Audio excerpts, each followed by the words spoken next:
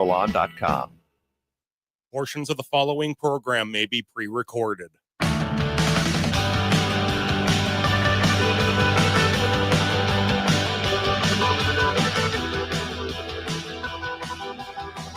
Broadcasting live in the 2 p.m. hour from the studios of AM 950 KTNF, the progressive voice of Minnesota, and airing weeknights at 8 p.m. on WCPT 820 Chicago's Progressive Talk. Welcome to the Gailey Show. I am your host, John Parker. Hello, Jim Pounds. Hello, John Parker. In the control room today, Brett Johnson. Hey, Brett. Hello there. Thank you for the continued good weather. I'm on a hot streak. You're on a hot streak. It's like buy all a I talk about these Buy days. a lottery ticket. I am so grateful that it is finally spring/summer out.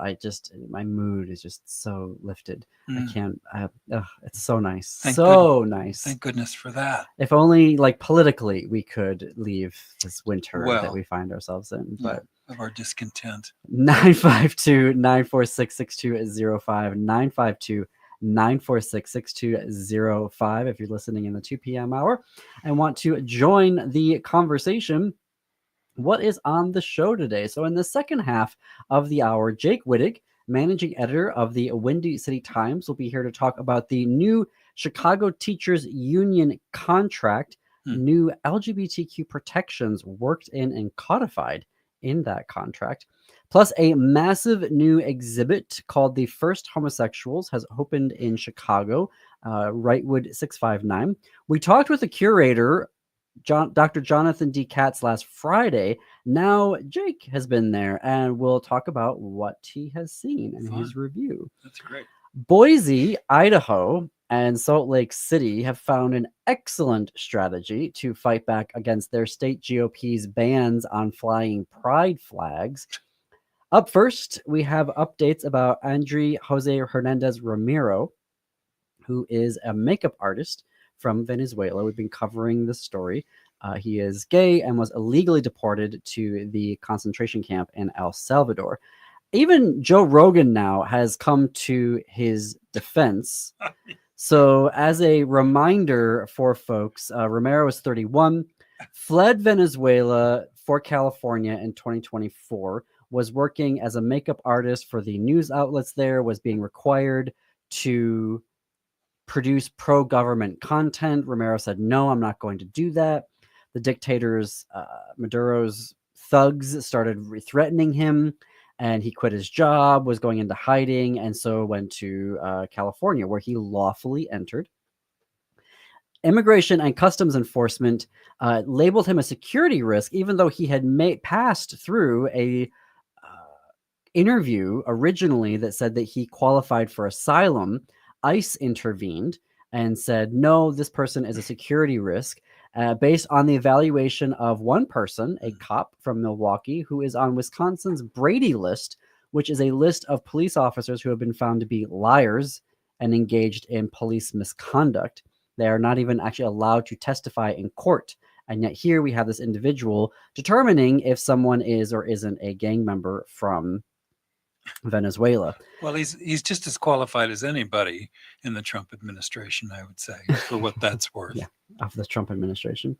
According to The Independent, a newspaper in the UK, however, Romero is now the lead plaintiff in an amended lawsuit from the American Civil Liberties Union, seeking to revive a legal challenge in DC courtrooms against the president's use of the Alien Enemies Act to just, get rid of people who they say are part of the Tren or Aragua gang.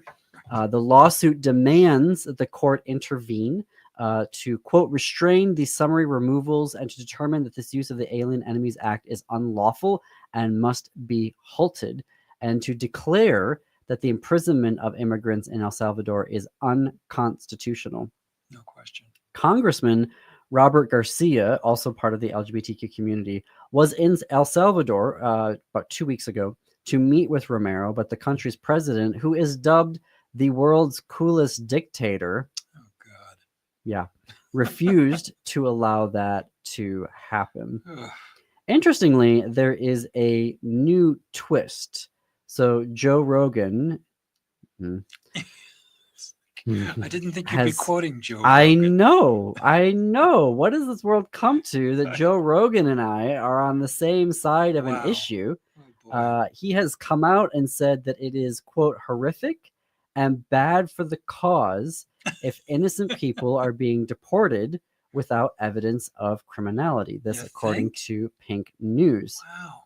He is quoted saying, like, the cause is let's get the gang members out. Everybody agrees, but let's not get innocent gay hairdressers lumped up with the gangs.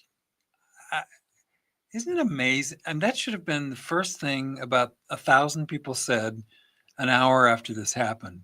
And it takes Joe Rogan, God bless him for getting to it, but this long to be able to say something that's so obvious and then announce it like it's something so profound. At the same time, the gumption of these people is just unbelievable. Yeah. Wow. He even went so far as to ask, how long before they can get that guy out? Can we figure out how to get him out? Is there any plan in place to alert the authorities that they've made a horrible mistake and correct it?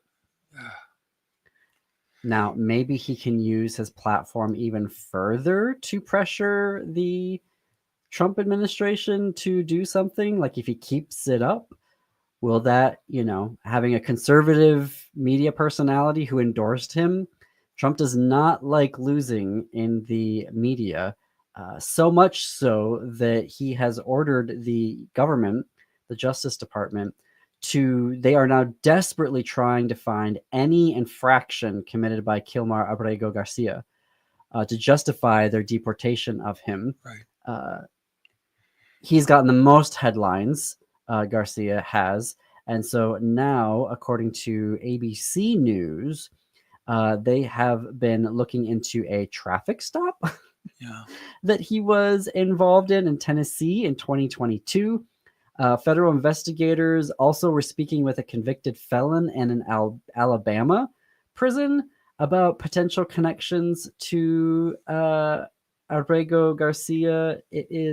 But what we should be concerned about is that this clearly indicates, since this guy's it's kind of a cheap hood, and he's probably used to disappearing people. They're right. That's something that organized crime is known for.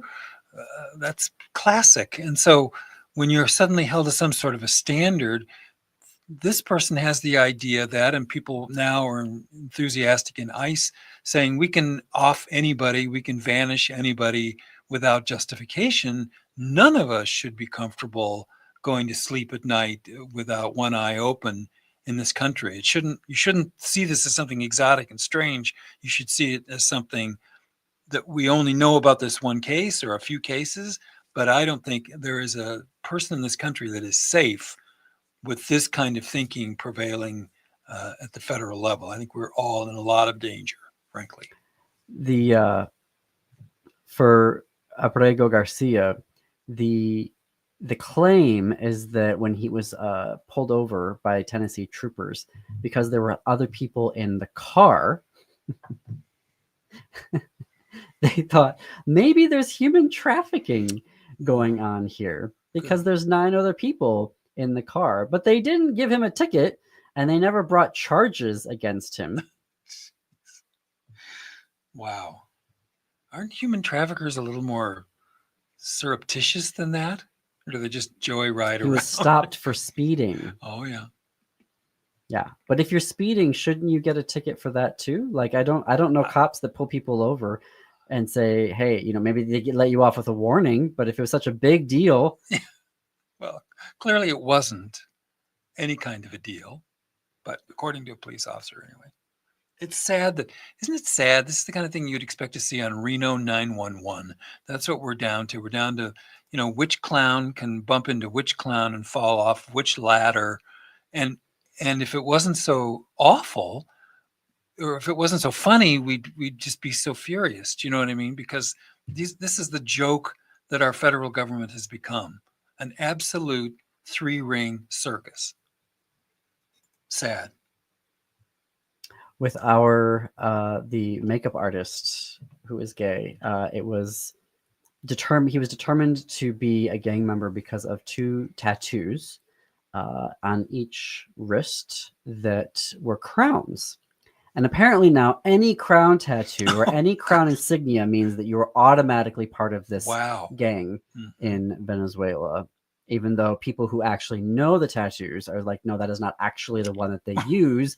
And actual professionals have said, well, the use of tattoos to identify someone as a gang is actually no longer viable because sometimes they don't wear tattoos. Or there's difference in, the tattoos, so they actually don't recommend that you use those. What a ludicrous way to identify anything.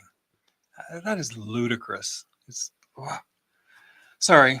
And what I should be saying is this gentleman's in grave danger because of this kind of incompetence. And it makes me angry that anybody would support this, that any person calling themselves a patriot would support a person who was here legally in this kind of danger because of this kind of stupidity. I'm glad Joe Rogan is finally finding a conscience. That's good. That's one step in the right direction. Well, he's independent-minded. Remember? Oh, yes. That's the first thing I would say about him when describing him to someone else. Well, yeah, it's the last time that folks have seen Garcia was a photojournalist who saw him where he was being manhandled in the prison and his head was being shaved and he was screaming that he is innocent and he is gay. And gosh, it was terrifying. That is terrifying.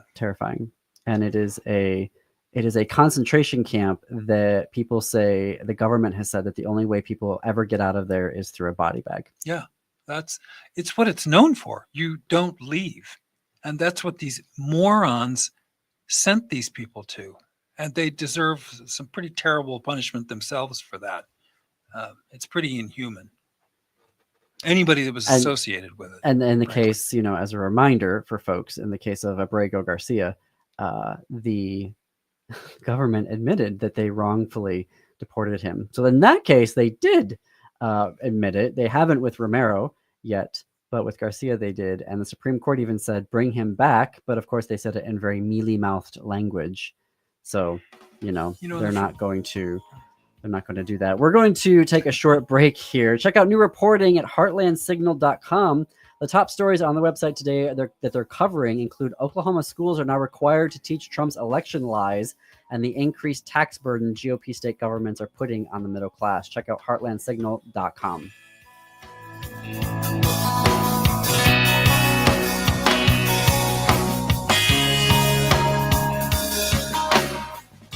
Chanhassen Dinner Theaters brings you its most popular show of all time, Grease. You'll hear all your favorite hits from the Broadway musical and the movie. Join the whole gang at Rydell High. We'll sing, we'll dance, we'll bring you back to high school life in the 50s. Poodle skirts, bobby socks, the soda shop, and drive-in movies. Grease, it'll rock your socks off. Order your tickets today. Visit chanhassendt.com.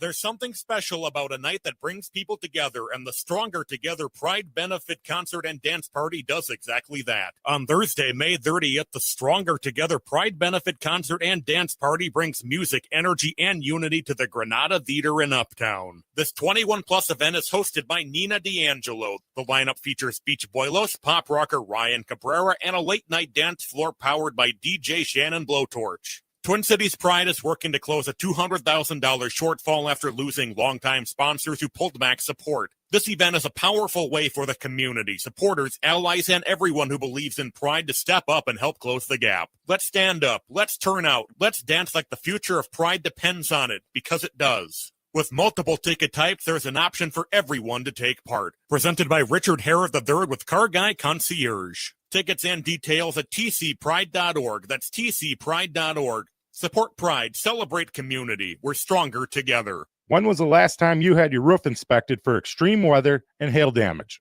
This is Chad, owner of AM 950, to talk about the exterior construction company I trust, Snap Construction. If you've noticed new roofing projects in your neighborhood, your home was likely hit by hail last summer and experienced damage. Snap Construction is helping homeowners like you, and they're the roofing specialists I trust. They are the most well-reviewed contractor in the Twin Cities and have a ton of positive customer reviews from homeowners just like you. Even better, Snap Construction's installations are backed by a lifetime warranty, so you know you're dealing with a qualified roofing expert. You want to work with a company that will be here for a long time after the work is done. Snap Construction has handled thousands of claims and will help you through the process. Do yourself a favor and get a free roofing inspection so you have the facts and peace of mind you deserve. Call Snap Construction today at 612-333-SNAP. That's 612-333-SNAP, or visit snapconstruction.com. Hi, I'm Rachel Shamblat. My dad is Dr. Scott Shamblat from Shamblat Family Dentistry. A lot of people are afraid of the dentist, but you don't have to be. My dad makes going to the dentist comfortable and even fun. He won't be mad if you haven't seen a dentist in a long time. He just wants to take care of you and your teeth. If you don't see my dad, please see another dentist. Take care of your teeth because they're the only ones you get. Shamblat Family Dentistry in Hopkins and St. Paul. Find them online at shamblatfamilydentistry.com or call 1-800-FIX-MY-TEETH.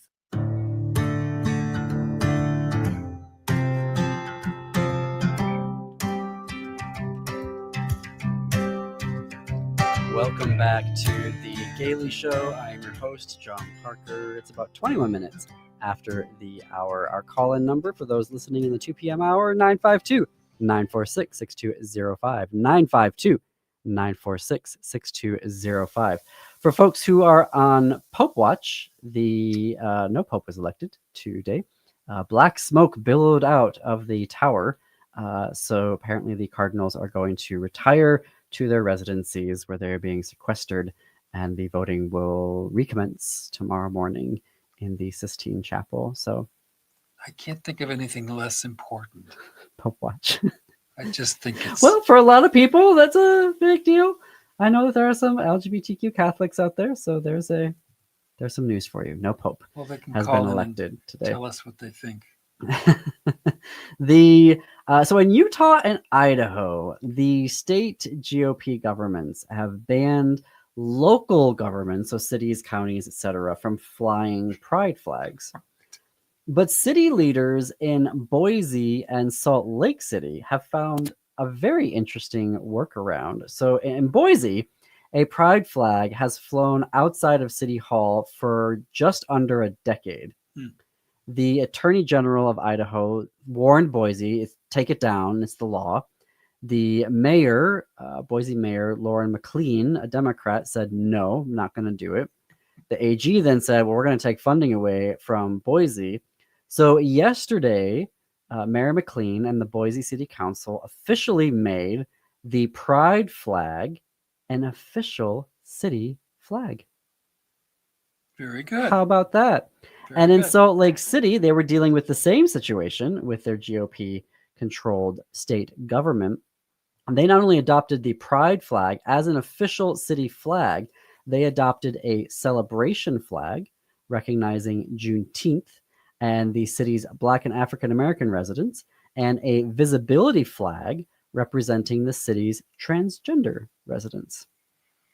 Well, if anybody needs a specific example, the Democrats do try to do something for individual people versus Republicans basically try to hurt individual people. If we need to simplify it down that much for you for a tabloid headline, there it is. I don't know how you can argue that. That seems pretty straightforward to me.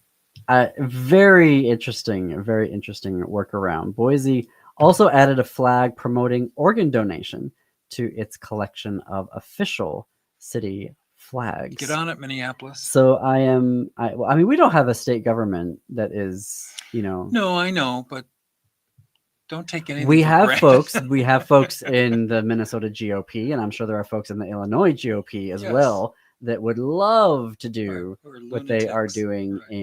in Idaho and Utah. Right. The Idaho GOP has just been obsessed Yep. with the gays Yep. as of late. Yep. Earlier this year, they passed a non-binding resolution asking the Supreme Court to overturn gay marriage. In Idaho, you said? The Idaho legislature. passed that resolution. They've got so many anti-LGBTQ laws in place, including some pretty aggressive book ban laws as well that are being challenged. They have a ban on gender-affirming care for trans youth. I looked it up. The Movement Advancement Project rates states on their like LGBTQ equality and their legislation, and also their amazingness. And what's the most Idaho? state? I was looking up specifically Idaho. On a score of 49, an equality score of 49, what do you think Idaho has? Well, I'm afraid that what the answer is going to be. You mean 1 to 50, good to bad? What rank they have? So 49 is the highest. Oh, 49 is the highest that you can go. Oh, I'd say Idaho is a 2. A negative 9.5. There you go. The scale's even broader. I love that it goes. I didn't know it could go below 0. I would have gone below 0 if I'd known. I'm laughing at the scale that it's a negative 9.5, but it underscores for folks who remember John Edwards, the two Americas. There are two Americas for queer people in the United States. There is the Idaho version, the Utah version, the Montana version, and then there's the Minnesota version and the Illinois version of America. And I've been saying women should get out of Idaho. I mean, if you can. That is a place you do not want to be. A few months ago, there was reporting that there were no OBGYNs in the entire state. Can you imagine? Now, I haven't, fact check me, please, 952-946-6205, if we know that has changed. But the last reporting that I saw on that, again, a few months ago, was that there were no OBGYNs in the entire state based off of how restrictive the abortion laws and the pregnancy laws that they have passed there. All the sane women come on to Minnesota or come to Wisconsin, get out of that. Well, I wouldn't phrase it that way. Well, I would. Pathologizing it. But it really creates, the experiences can be so radically different. If you could have a panel, if it was folks from Australia that wanted to convene a panel of LGBTQ life in America, if you had people from Idaho and Salt Lake City in Utah on the same as Minnesota and Illinois, you would think it's two different countries. Oh yeah, no, just listening them to talk. It is two different countries. It's so when you see an Idaho tourism ad, think of, oh, they want me to go to the gulag. No, I don't think I'm going to go to the gulag for my vacation. I'll go someplace. Well, and like we were talking with Tammy Nash yesterday, Tammy is the managing editor of the gulag. Dallas Voice. And they were amending Texas legislature, trying to amend their statewide parental abuse and neglect law to make sure that parents who were denigrating their children for being queer, would not be legally liable for abuse and neglect. So a parent could sit there and call their child the F word 3-4 times a day, weeks on end, and that would not be considered neglect and abuse. Right. When you've got to get legislation to protect your bad parenting skills, that you're in trouble, I think. And the religious exemption laws are not helping this, because it's creating two standards of law in this country, where you pass a law and then a church or a synagogue or a mosque can go, yeah, but no, I want an exemption to that law because of my faith tradition. So now you have you don't have the rule of law. You have, you could have, that's the funny thing with the GOP. You could sit there and go, oh, well, with religious exemptions, you could have Sharia law in the United States. Yes, indeed. You could have the Pope dictating the laws in the United States. Indeed. Yeah. Which is two things that they don't want. But that's why I try to talk about an action step instead of just sort of lamenting how stupid these people are. Get out of there if you can. Get out. If you can. I got to fit in a break here. This show and progressive radio is not possible without our advertisers and sponsors. When you shop and do business with them, tell them you heard about them on The Gailey Show on AM 950 Radio or WCPT 820 Chicago's Progressive Talk.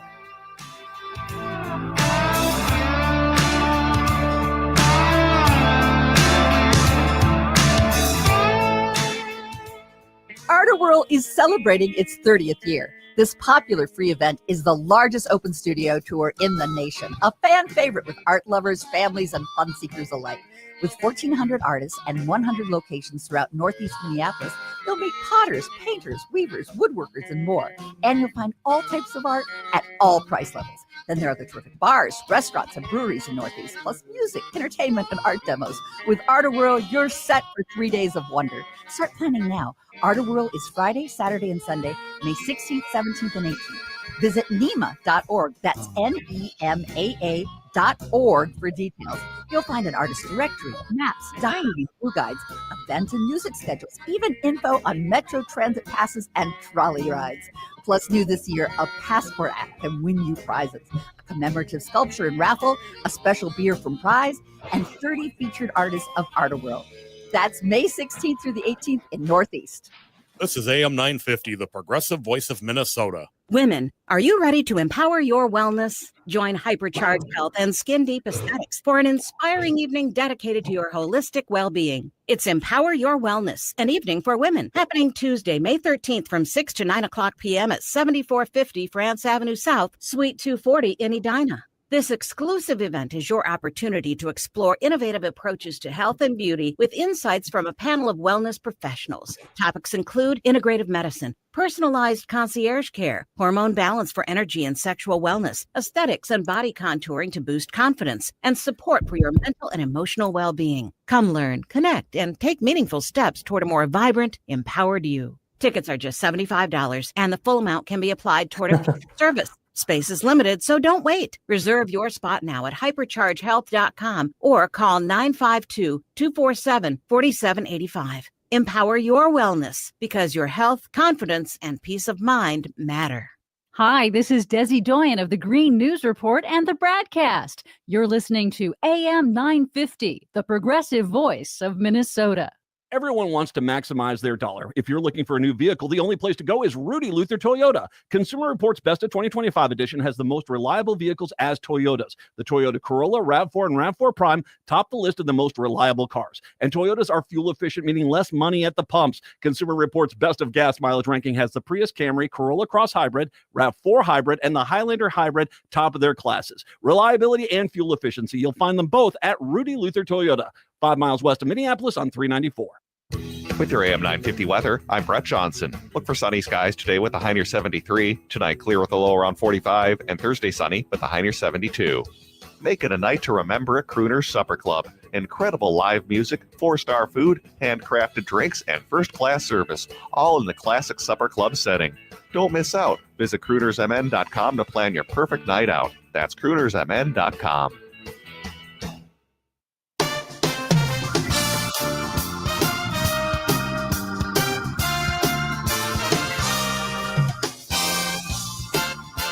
Broadcasting live in the 2 p.m. hour from the studios of AM 950 KTNF, the progressive voice of Minnesota, and airing weeknights at 8 p.m. on WCPT 820, Chicago's progressive talk. Welcome back to the Gailey Show. It is 33 minutes after the hour. I am your host, John Parker. Jim Pounds in studio with me.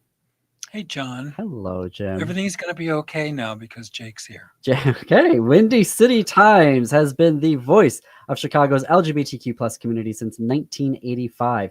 This year marks the news outlet's 40th anniversary of uplifting queer stories, reporting with pride, and chronicling LGBTQ plus history. Visit windycitytimes.com/newsletters to sign up for their excellent weekly LGBTQ plus news updates.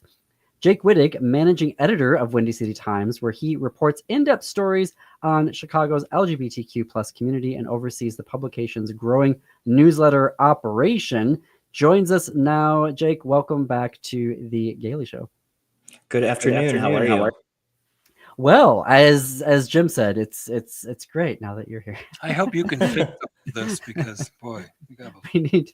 Well, there's a great story that potentially has some national implications that you've been reporting on, which is the new Chicago Teachers Union contract and LGBTQ plus protections built into that. So tell us more. Yeah, so last month, the Chicago Teachers Union ratified their new contract. And it includes several LGBTQ plus protections that many of them were kind of policies or recommendations they followed before. But now they're codified it's a legal agreement between the teachers union and Chicago Public Schools, which is really cool. And they're saying it could be an example for how educators across the country could really protect LGBTQ students and staff amid these hostile attacks against them. So when you say that there were like policy and recommendations that the union was doing, or that the school system were doing?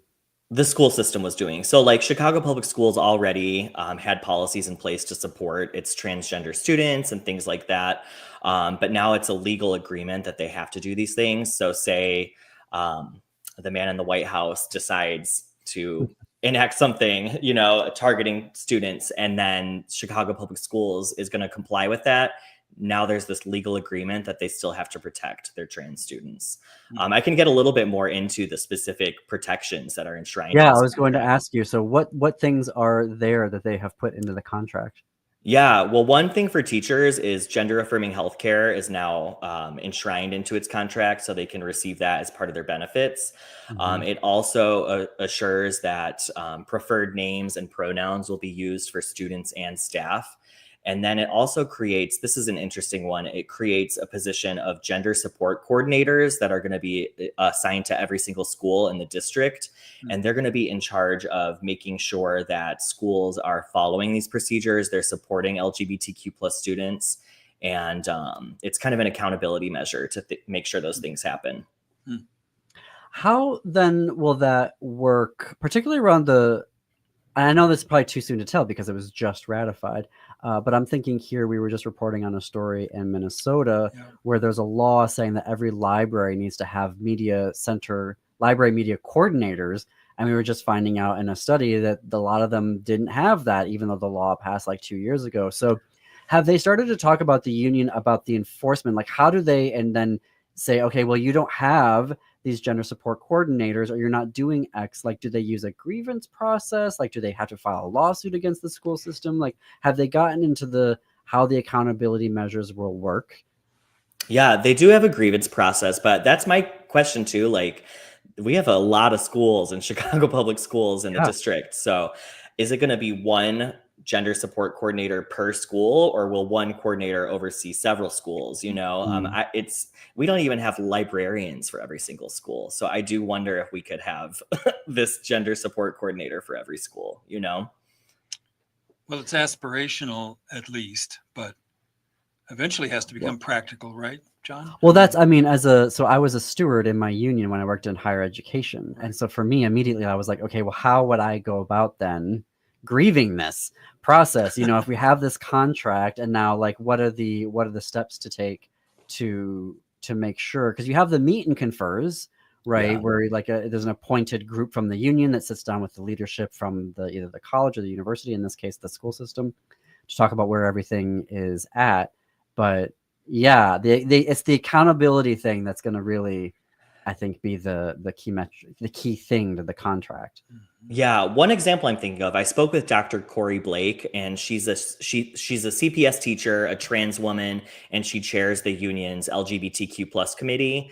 And she was telling me that one of her friends, who is a trans person as well and a teacher in Chicago Public Schools, was being harassed by students and misgendered by staff members and dead named and things like that.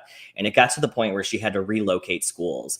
So I think in an instance like this, should that happen again, this is where the gender support coordinator would step in, maybe file a grievance, and rather than that teacher having to request they move schools, the gender support coordinator would maybe offer trainings to that school or enforcement mechanisms that way. This is where I was so encouraged to hear when I read the original reporting that it's in the union contract as opposed to just being policies, because policies are so easy to ignore. Right. So easy to ignore. Another cool thing in this contract, and this is tied to the gender support coordinators, is they're going to help every school establish a gender and sexuality alliance, a GSA, also known as gay straight alliances. Wow. So my question is, will every school have a GSA, or is it just like they have the ability to create a GSA with support from this gender support coordinator? So that's one thing I'm wondering, but it seems really awesome that every school could have a GSA. These are lifelines for students and safe spaces, especially when kids are LGBTQ plus kids are so under attack. They need a space where they can talk about these things.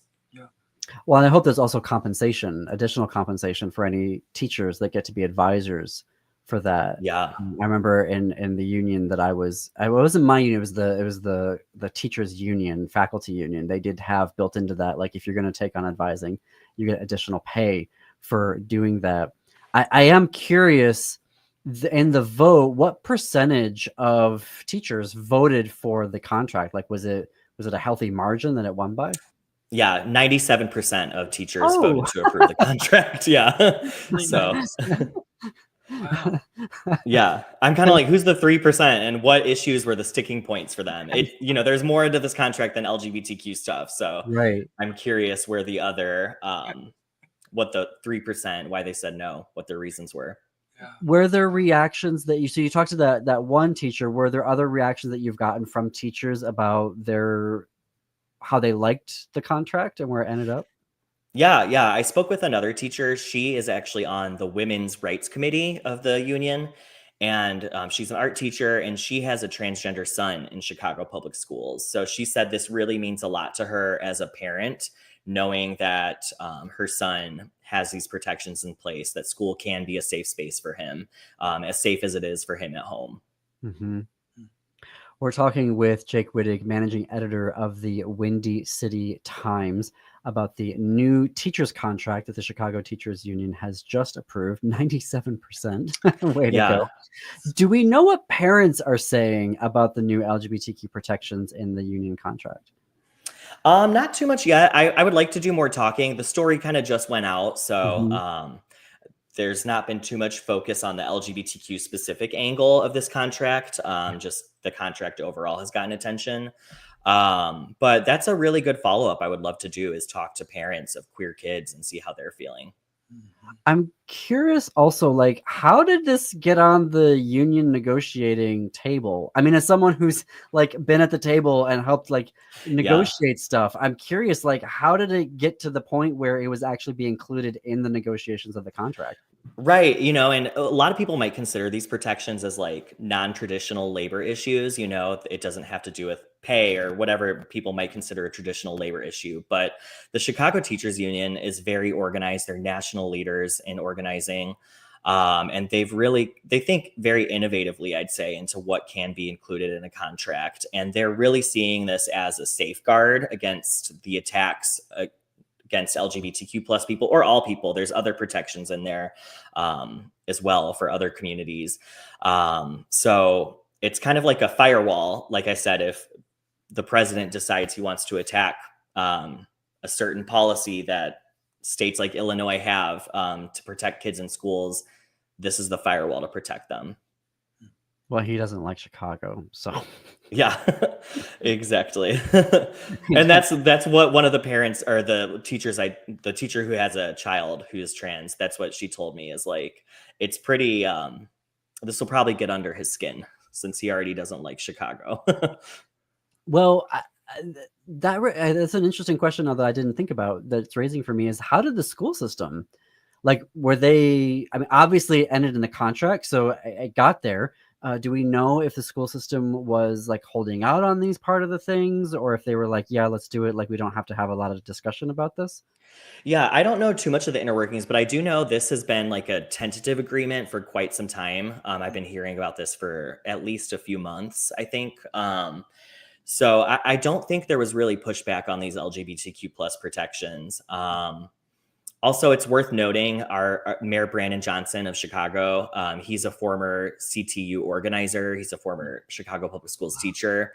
So this is actually the first time, I think, in 15 years that they have passed a contract without a strike or a vote to go on strike. So, wow, in 15 years? I think it was 15. Yeah, I have it somewhere in the story. So double check me if you're reading it. Wild. Yeah. That is wild.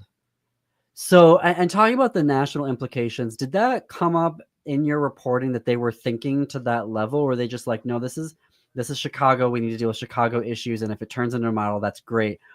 I mean, do you see the distinction I'm trying to make there? I do. I think I do. I one question I asked, I was like, as you were forming these proposals for your contract, were you keeping Project 2025 in mind and saying, this is going to target these aspects of queer kids in schools, so we need to protect them in these ways? And what Stacey Davis Gates, she's the CTU president, she told me but they were thinking about these things long before Project 2025. And then when Project 2025 came out, they're like, even more reason to keep pushing for these protections. But CTU has really just been advocating for these things for a while.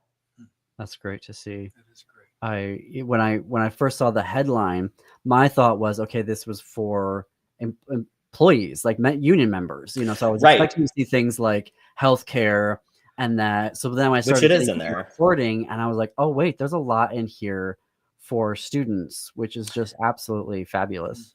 They do a lot of I think it's how the city's budget is like it shows the city's priorities, and there's only so much the teachers can do to advocate for their students. So this is their tool to do that. Wow. Well, I look forward. What is the next step in the? So I imagine it goes into effect the upcoming school year. Mm-hmm. Okay. Wow. Probably July 1. At least a lot of education starts July 1. I don't know about. I think so. I'll have to double check, but it goes into effect. That was obviously no stopping it. And then we'll be looking at the accountability measures of it to make sure that they're upholding their side of the. Yeah, that would be interesting a year from now to look at how many schools have these coordinators filled. Exactly. Or how many GSAs have formed. Mm-hmm. Right. Exactly. Well, we will stay tuned to your reporting to do that. We have about 90 seconds here. Maybe we can start talking about the new exhibit that just opened last Friday at is it Wrightwood 659 or 659?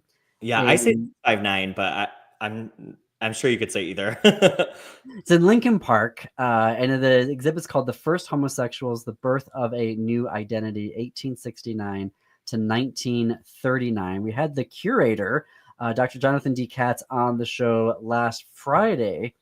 Now I'm really coming up on the hard break. In 3 words, Jake, what did you think about it? And then we'll talk about it more afterwards. Yeah, profound, timely, and empowering. Oh, wow. There you did it in 3 words. Oh, I can't wait to talk more about this because Dr. Katz really set it up, and it's a huge exhibit of over 300 different items exploring what homosexuality, the idea of a homosexual was in the late 1800s, rather. We are going to take that break. More to get to with Jake Wittich, managing editor of Windy City Times. Keep it tuned right here to AM 950 and WCPT 820.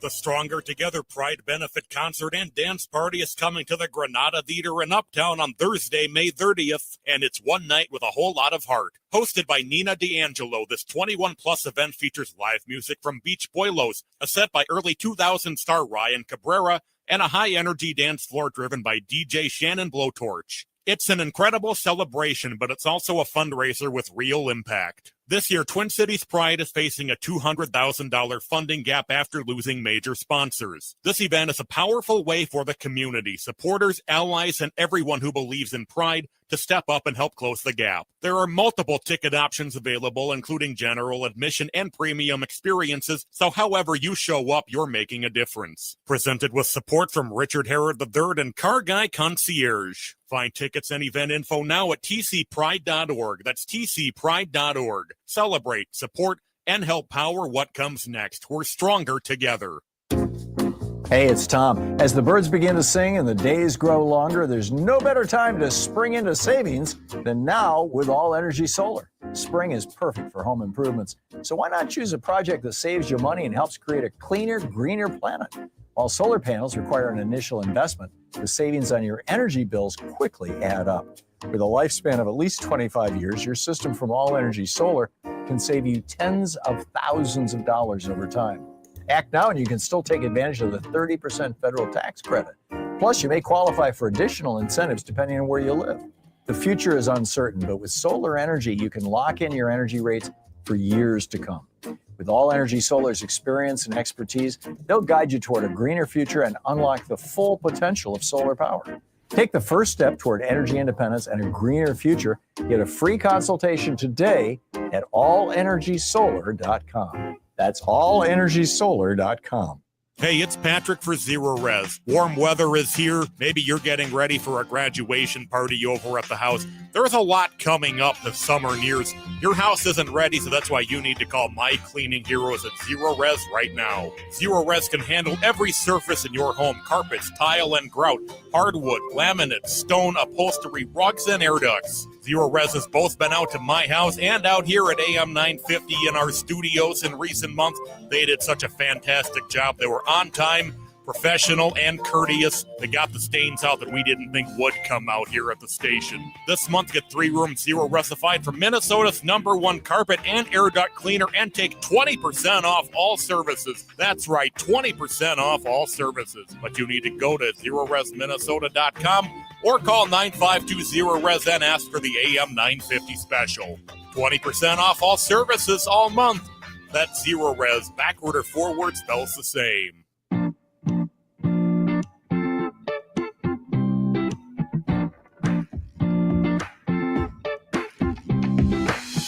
Welcome back to the Gailey Show. I am your host, John Parker. It's about 9 minutes before the top of the hour. Jake Wittich is the managing editor of Windy City Times, where he reports in-depth stories on Chicago's LGBTQ plus community and oversees the publication's growing newsletter operation. At Wrightwood 659 in Chicago's Lincoln Park, a new exhibit opened this past Friday, The First Homosexuals, The Birth of a New Identity, 1869 to 1939. Jake, you've been there. Tell us all about it. Yeah, I mean, it's massive. I spent about an hour and a half there, and wow. I probably need 4 times as much time to really take in the whole exhibition. I know you had Jonathan D. Katz on last week. He gave a tour to me and other journalists. So I got to hear a little bit of insight, and it was just really cool. I don't know how else to describe it, but cool. And they always have the coolest exhibitions at Wrightwood. So these are artifacts, is that right? Or is it writings, or like what forms do these things take? Like paintings, there's some sculptures, but I would say mostly paintings. There's like a ceramic teapot in one area. So it's a variety, but mostly paintings, some writing. So what was it? Because it's the time frame around it is looking at, so in terms of history, the identity, homosexuality, queerness as an identity didn't happen until the late 1800s, right? And so he really wanted to, and the other curators wanted to examine, okay, well, how does that then get reflected into art? So, I mean, what were maybe particular pieces or themes that were coming out of how this identity was being constructed? Yeah, I mean, one theme is that like homophobia was like, it didn't really exist, and transphobia didn't really exist until colonialism. So it has early Japanese scrolls, and like one shows the samurai communities and how there would be a boy who's training to be a samurai who would be assigned to a mentor, and he would serve that mentor in every way possible, including sexually. And that didn't mean he was gay. That same scroll depicts the boy both as a man and a woman. Everything was very fluid, and it wasn't labeled. You could still sleep with a man, but have a wife, you know? Right. Bisexuality. Yeah. If you want to put a label on it, but before it was just, everything was very fluid. There was no distinction between sexuality, I guess, you know? I'm reminded when we talked to the guys who made the documentary about Lincoln, where they were saying it wasn't that unusual for men to be intimate or to sleep in the same bed, and it wasn't always clear that meant that implied anything about an emotional. Maybe they were just friends. Maybe they were just good friends.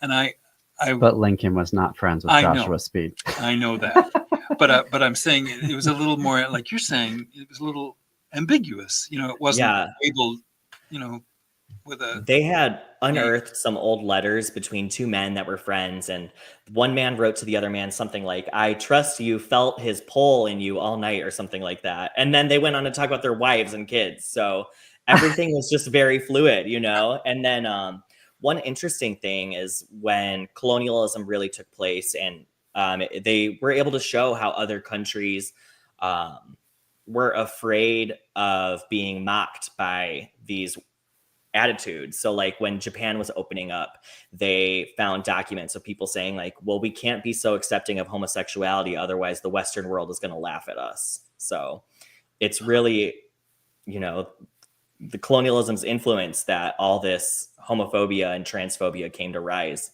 Right. Yeah, we were just reviewing a film, My Partner, last week that took place in Hawaii, and it was getting into similar themes about how before the colonizers showed up, like, you know, same-sex relations and queerness were much more part of the tapestry of life in indigenous Hawaii, and then the colonizers showed up and basically destroyed. Yeah, and there's artifacts and art pieces here that show Native American Two-Spirit ceremonies celebrating these people who, you know, cross gender, and then it's paired with pieces where those same Two-Spirit communities are being like tortured by colonizers. So it really just makes you think about all of this. And the exhibition closes in a really fascinating way that gets you thinking about how all of this is so relevant today. It closes with images depicting the burning of the Hirschfeld Institute by Nazis, just to show how this history and our history can be erased, you know, as authoritarianism comes to rise. So it's really important that we preserve these things. For folks who don't know, the Hirschfeld Institute was the first, I believe, in the world institute devoted to the study of gender and sexuality. It was in Berlin during the Weimar Republic, and Germany actually had the prototype of the world's first LGBTQ movement, again, based off of identity, and the fascists and the Nazis just destroyed everything about it, ransacked it, destroyed all of their research. It was... Yeah. And look at what's happening to research today. You know, it's being defunded and canceled. So it really makes you think. $500 million of LGBTQ research just in the first 100 days has been canceled by the Trump administration. It is bonkers. Is the exhibit free for people to go to? Is there a charge? It is not free. There is a charge. I'm not aware of the exact price, but if you go to Wrightwood 659's website, you'll be able to find it. If you are in Chicago right now, they're doing a symposium later this week. I think it's Thursday and Friday, where they've got speakers from all around the country, intellectual people, researchers that are going to be talking about some of the themes and topics and artworks featured in this gallery. Wow. So many additional events. And how long does it run to? I think through July, and they're opening an extra day of the week throughout Pride Month, because this is the most pre-sale tickets they've ever had in the gallery's history. So they're like, we need to be open more so more people can see this.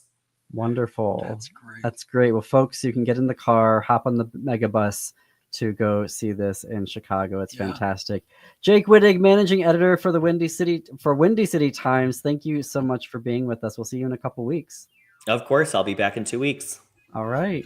Thanks everyone for listening today on WCPT 820 and AM 950. Up next is the Matt McNeil Show. For folks in Minnesota, Native Roots Radio is on after that. Until tomorrow, keep it queer, America. Keep it queer.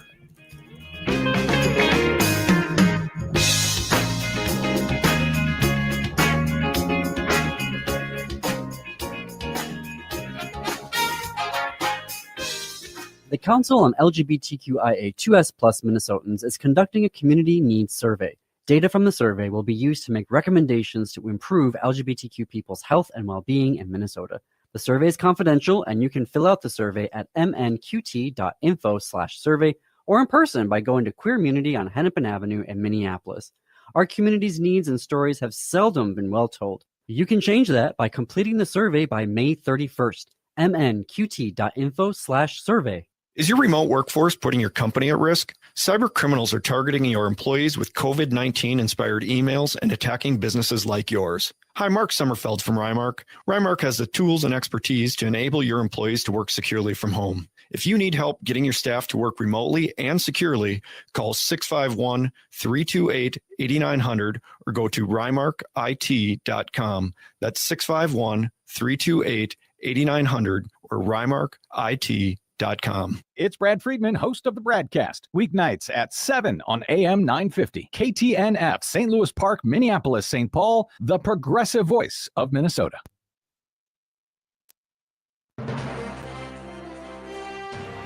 AP News. I'm Ed Donahue.